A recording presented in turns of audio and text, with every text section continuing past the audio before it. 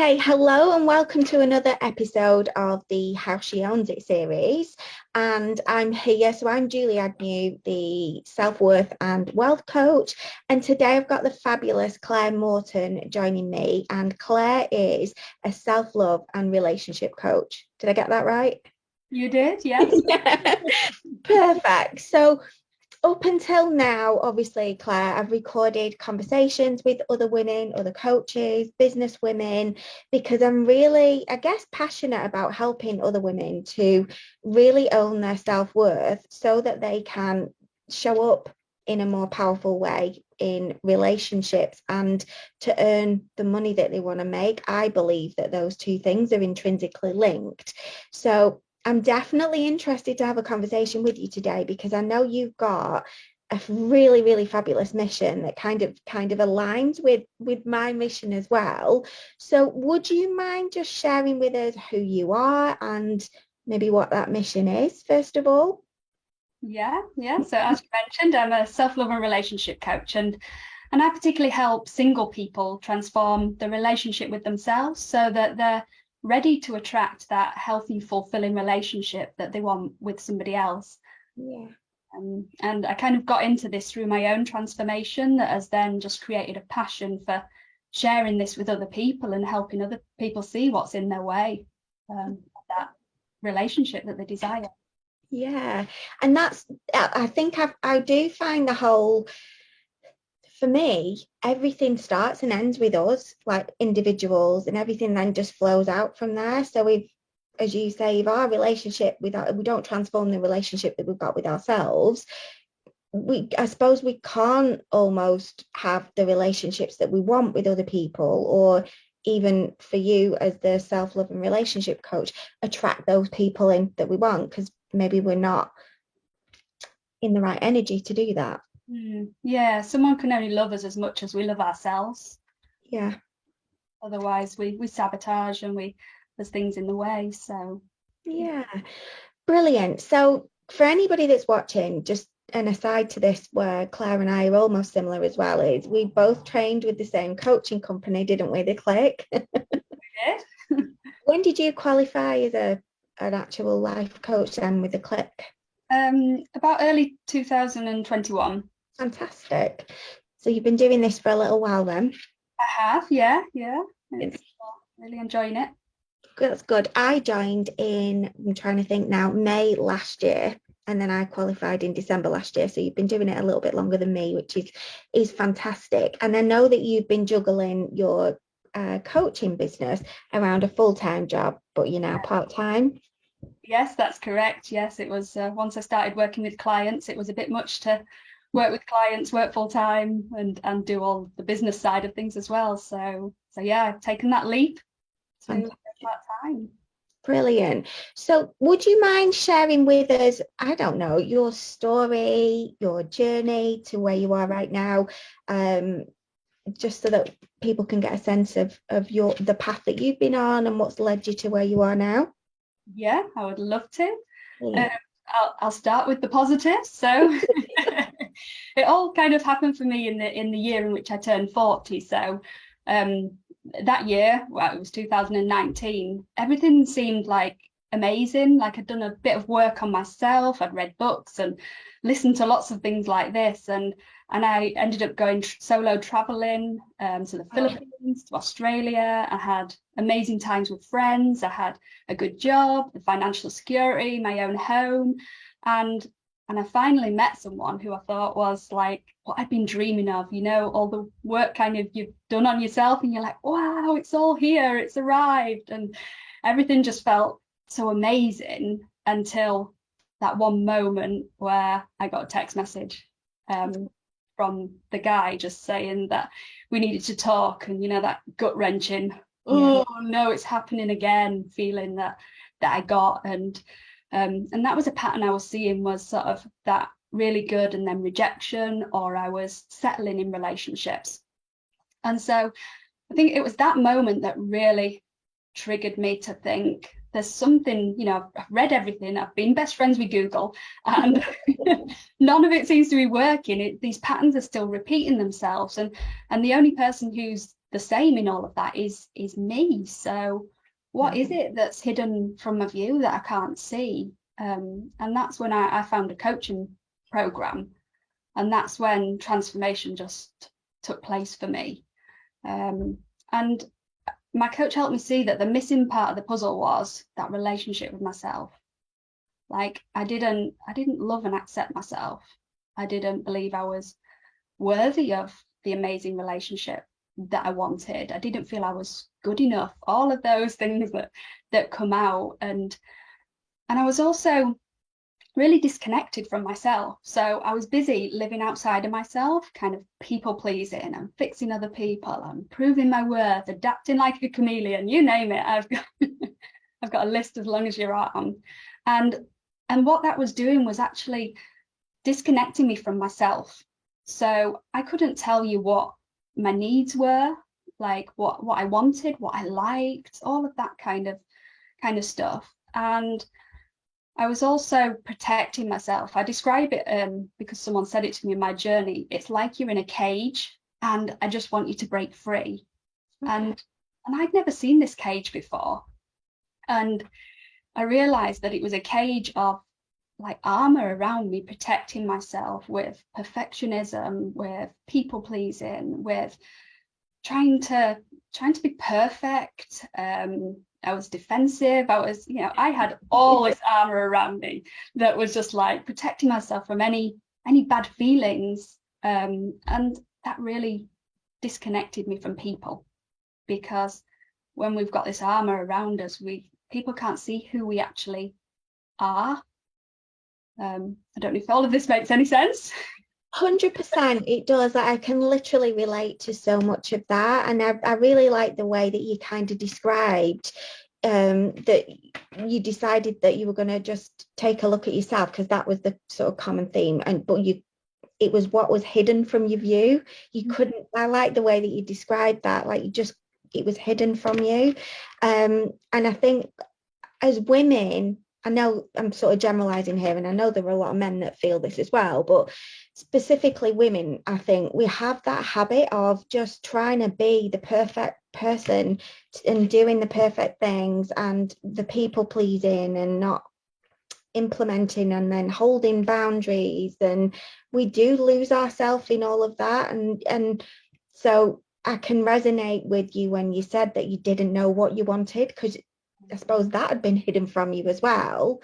Was there a sense of that by you showing up to be everything and everything to everybody else, but really in all of that you've been neglecting yourself, really, in terms of your own needs? Yeah, 100%. And that holding, not knowing my needs and not like being able to speak up and speak my truth led to resentment in relationships. So I had a lot of relationships for like 2-3 years, and that resentment would build because my partner wouldn't need to meet my needs anymore and couldn't see what my needs were. And then I'd get frustrated, the resentment would build, and I'd want to get out of that relationship, but I couldn't get out of it because that wouldn't be nice. I'd be mean, I need to people please. And so yeah, I was stuck in that pattern. And another pattern I was stuck in was being attracted and chasing unavailable men. Okay. And that was very much about not feeling good enough and having that kind of rejection wound within me, that obviously we try to heal that wound by people outside of us. So if I could get someone who was unavailable and I could chase them and they could like change their mind and say they wanted me, then I'd be healed, I'd be enough. It was like and we don't see all of this that's going on, that seeking validation outside of yourself, and it's a minefield, isn't it? Yeah, 100%. And I think because of our background now as coaches and having gone, I know you've been through the program yourself as a almost client, haven't you? Yeah. And I'd done the same with the program that we chose to follow and become qualified in so that we could help clients. And for me, that was such a powerful journey, and I did not expect that. Mm-hmm. And it's just, as coaches, we know that what's going on a lot of the time is deep down. So it is the stuff that you can't see, the internal chatter that you can't necessarily hear, the patterns that you keep repeating. And I think I found quite a lot of the process messy and uncomfortable, but so powerful because of that. And I don't know if you found this, but it's in the moments where you are your most vulnerable and you are prepared to get uncomfortable. I found that I had the most breakthroughs and the biggest steps forward, specifically, in actually telling people what I thought and speaking my truth, as you said there. Because if you're a people pleaser, which I know you said you are, I've been that, God, for life, it is really uncomfortable conversation, because there could be conflict that comes from that, or silence, or it's really uncomfortable. But it is, yeah. And there's a lot of beliefs under that, isn't there, that are like, I can't upset people, I can't disappoint people, I can't, they're rubbish, but they're what we've been programmed to believe, and that's why we have that behavior of people pleasing. And yeah, like you, I describe it as a roller coaster of tears and joy, because it's those moments where you break down to break through. And I don't mean break down as in breakdown, but it's those, the tears come and you have that realization and that light bulb moment, and then it's like, wow, now I can see it, I can make a choice. Yeah. And I think so many people are scared to actually face it. And I mean, I think sort of self-awareness is a superpower, because if you don't know what's going on, you can't even figure out what you need to do to change it or transform it. Yeah. But it is a scary thing. I kind of describe it almost, it's really being brave and courageous enough to take an absolute honest and deep look at yourself, sort of almost in the mirror, to see the things that you've maybe kept hidden because you've not wanted to open up that can of worms, or it's the unknown as well, I think, isn't it? You just don't know what's going to happen.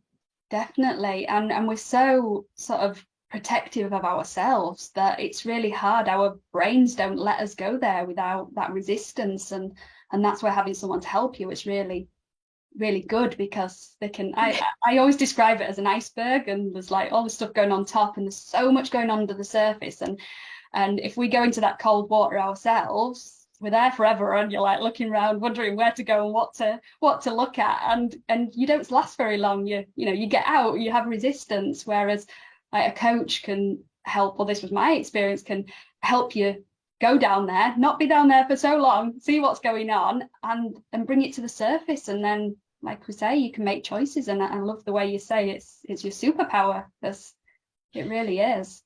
Yeah, and I think I've only realised that having done the work myself, and like I really believe, as part of like I'm very much into self-worth. So like I believe that unless we actually do own who we are ourselves, we can't really expect other people to value who we are, because it's just Mel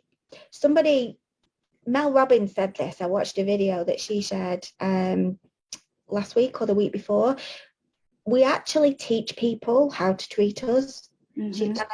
I've heard that before, but I think it just hit in a different way, probably because of the work that I've been doing. It's so true, isn't it? And it's self-love as well. You're teaching people probably the tools to be able to love themselves as well, before they can be at that point where they're going to attract the people that they want, but maybe show up in a relationship in the way that they truly want to, so that then they'll be treated in the right way. Is that any? Yeah, 100%. It's how we treat ourselves, it's how other people treat us. And when we actually look, we probably wouldn't treat our friend the way we treat ourselves. Self-love is about that self-compassion, that self-trust, that self-esteem, self-worth. It's the whole kit and caboodle all together. And a lot of us go out kind of expecting to get that outside of ourselves, but we're not giving it to ourselves. So it makes it really hard to see when someone's disrespecting you, because you do that to yourself all the time. So that's familiar. It's like, yeah, what's new about that? Whereas when you have that true self-love, that self-worth, self-esteem, self-compassion, you won't be treated with disrespect, because you wouldn't treat yourself like that. Yeah, and you're right. And I often think, it is that self-negative talk. And I think like as women, we're really good at beating ourselves up for everything that we're not, everything that we're shit at. And for some reason, find it really hard to actually build ourselves up, shout ourselves out. I think we're getting better at it because of the tools that are available, people that are available to help us do that. There's examples where that happens. So it's becoming more accepted. But for me, one of the I think the biggest breakthroughs that I had last year was looking at boundaries as well. And I went into it, I read a book, I don't know if you've heard of it or if you've read it, called Boundary Boss by Terry Cole.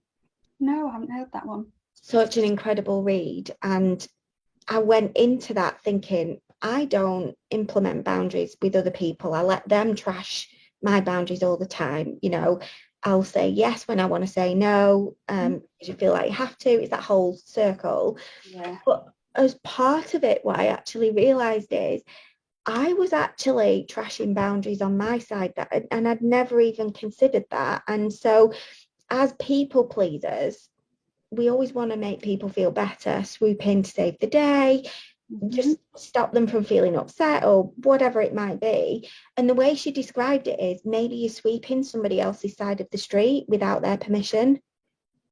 Yes, yeah, 100%. And I was like, as I was listening, I was like, oh my God, that's me. Like, I'm always doing that. But then there was another part of it, which just coming back to what you'd said, which was, you know, trusting ourselves, not valuing ourselves and sort of what we need. And it's the boundaries we break with ourselves as well. So it's, you could make all sorts of promises to yourself. And one of them for me is, you know, I'm going to exercise. I actually did it this morning. I said I did it, and I said it and I did it. But it's saying I'm going to exercise, or I'm going to start a health kick, or I'm going to build in some self-care, or I'm going to say no the next time somebody asks me to do something. Yeah. And then you break that promise to yourself, so you don't do the exercise, you binge or whatever it might be, or you just trash that inner boundary. And that was like a real light bulb moment as well, because I just thought, wow, like if I'm breaking my own boundaries with myself, how can I expect other people to not do that? Yeah, great awareness. It is definitely that, isn't it? The boundaries are so important. And we see boundaries, I don't know, I had the belief that boundaries would equal rejection. It's like, if I say no to someone, then they're going to say no to me. And it's kind of totally the opposite, really, because boundaries like teach people how to treat us. We're back to that again, aren't we? And it's like, how does someone know what you like, what you want, what's accepted, what's not accepted, if you don't actually communicate that? Yeah. And that bit about yourself that you mentioned, I had that same kind of light bulb, really. And I realized that I had massive integrity with everybody else around me. If I said I was going to do something, I would do it for you. But that wasn't the same with myself. And seeing that was like, wow, powerful. And I've done a lot of connecting with my inner child. I don't know if you've done any of that kind of work, but she's loud now. She's like, she will not let me disrespect those boundaries that are in place, and I act with integrity, because otherwise she has a little Paddy in the corner. And you know. I love that. And do you think that the you having the integrity with other people but not yourself is sort of was that feeding into your people pleasing tendencies as well, maybe, where, you know, you were happy showing up for other people maybe, but you just couldn't show up for yourself? Yeah, it is that people pleasing, fixing other people and all of that, but I wasn't doing that to myself. It's like, and that seeking validation from other people. I wasn't praising myself, like asking other people what they thought about this or what they do about this, rather than trusting myself to make those decisions and know that if that decision ends up being me in tears, then I'll be there for myself and I'll support myself. I won't be that horrible voice that's like, what did you do that for? You stupid, you should have known better, all of that kind of thing. That voice is less familiar to me now, and it's the warm, caring, compassionate voice that I hear a lot of, which is just, I never thought that would happen. Yeah. So if you could share sort of one tip, because I think maybe for some people that are watching, they're probably at the beginning of their journey in terms of self-worth, self-love, self-compassion, you know, showing up as their own best friend. And I think sometimes being able to trust yourself can be a really hard thing, can't it? And if you're not used to it, it's probably even harder. So if you were to share one tip for somebody that is watching this now and just thinks, oh, I would absolutely love to be able to trust myself and get to a place where you've got to, what would that be? Wow, that's a big question. Sorry to put you on the spot. I feel like that would be so valuable for somebody watching it Yeah, that is wanting to get there. yeah. I think the tip is to do that inner work, really, and to go in and see what is it that's going on, what stories are you telling yourself that's stopping you from trusting yourself, and really have a look at it. And that in itself takes courage. And it takes a bit of trust in yourself, which is really hard because it's what keeps us stuck in that loop. You've just got to take that leap and have that courage to want to have a look really at what's going on under that iceberg for you that's having yourself not trust yourself. Yeah, I think it's really hard to give one tip, isn't it? I know, it's like just one tip, because we can't give, like, I would love for us to be able to share absolutely everything, but we'd be on for hours, wouldn't we? Which I would love, but Yeah. it's, you know, I'm not sure people would want to keep us on play for like hours and hours. So just leading on from that then, in terms of how you own your self-worth these days, because it's the series is called How She Owns It. How would you say you are owning your worth right now? Okay.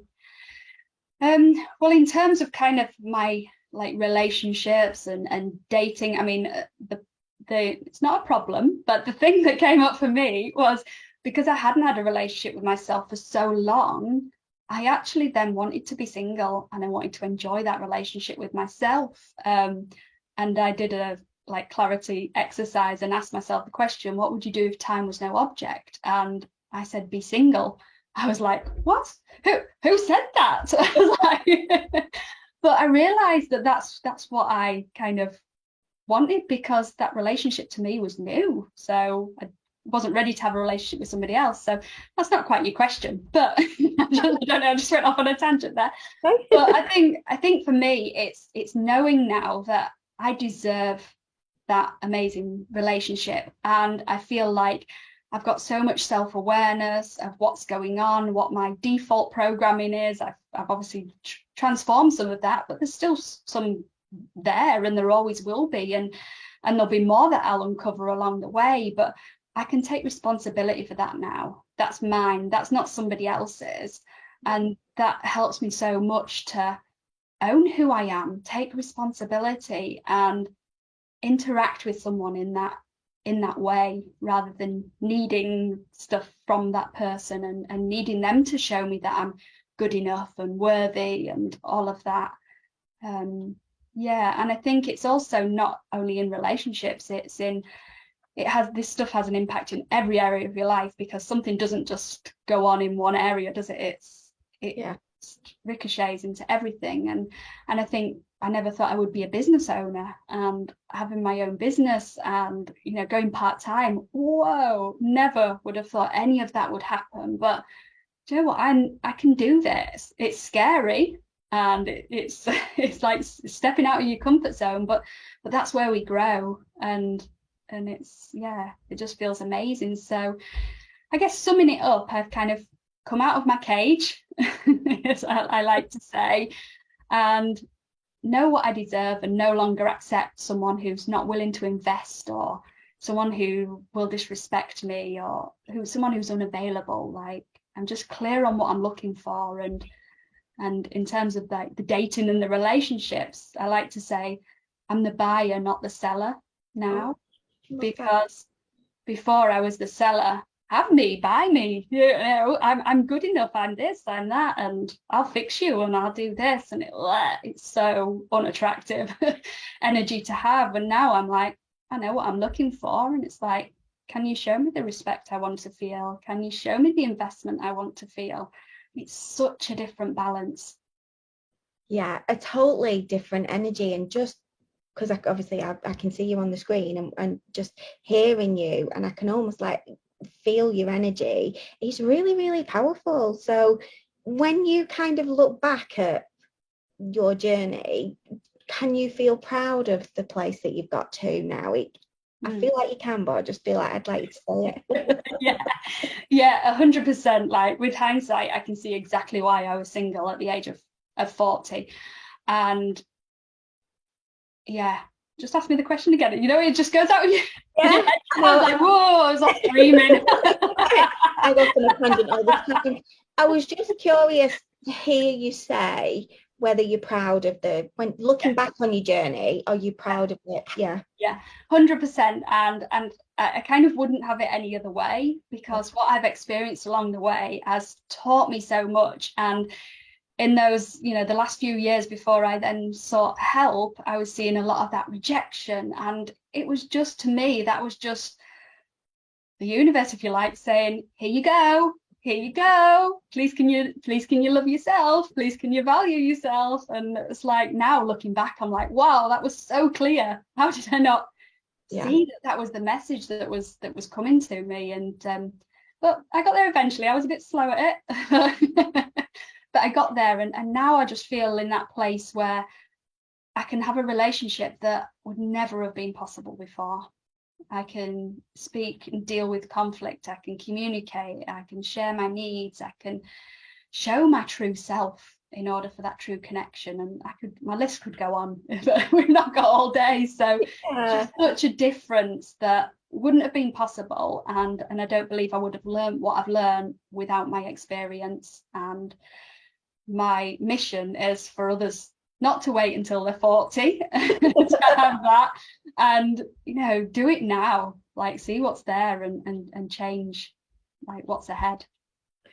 I love that. It is sometimes almost, when we look back, we can see like it was a massive slap across the face from the universe and we didn't feel it or we didn't act on it. But I do believe that we are always right where we should be. And I think you were probably right on time when it came to you needing to see that. And like you said, you've got all this experience now, and everything that you've dealt with and everything that's happened, and your self-awareness, and then going on your own journey of doing the work and then helping others. That must help you so much to help clients, like so much experience to share from and like reference as well. Yeah, I can really feel it and go on a journey with people, because it's just so amazing to watch. I've just been putting together a workshop this morning and some feedback from some clients, and I was there again on that journey with them and like nearly in tears. And it's just so, because I know what it feels like, and it's so, like we said, it's a roller coaster. It's so amazing when you see those things that have been getting in your way, and you're like, how have I not seen that before now? But at the same time, it's quite sad, and there's some forgiveness to do and that kind of thing. So yeah. Brilliant. Well, thank you so much, Claire. I've absolutely loved our chat. I feel like we've been laughing quite a lot of the way through it, which is, I love that. So if there is anybody watching now that's thinking, do you know what, I need to start loving myself, and I want to jump into Claire's world and I'd love to know more about her, can you share where they can come and find you for?